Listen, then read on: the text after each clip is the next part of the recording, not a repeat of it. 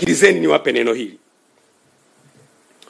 Ukijenga nyumba nzuri, ukaweka uzio mrefu, ukaweka na fensi ya umeme, alafu ukaweka na mbwa wakali sana, German Shepherd, mbwa makubwa, alafu ndani unakula vizuri, una magari mazuri, unaendesha vizuri, alafu majirani zako wana njaa, na wao wanajua kwamba yule jirani mwenye fensi ya umeme na mbwa wakali na walinzi wakali anakula ndani, hauko salama. Ipo siku hao majirani watapigwa shoti ya umeme 50, lakini 200 wataingia ndani.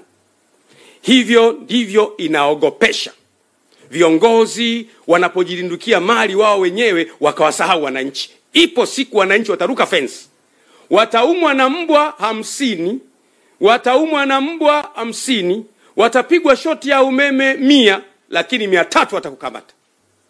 Hatutaki kujenga uchungu kwa wananchi wetu kwa mambo yanayoweza kuzuilika.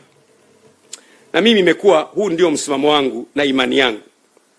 Lazima kila mtu afahamu ya kwamba kipaumbele cha taifa linalojitambua, ambalo viongozi wake wanajua wanachofanya, ni watu wao.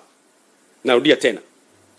Lazima kipaumbele cha kiongozi yeyote iwe ni watu wao.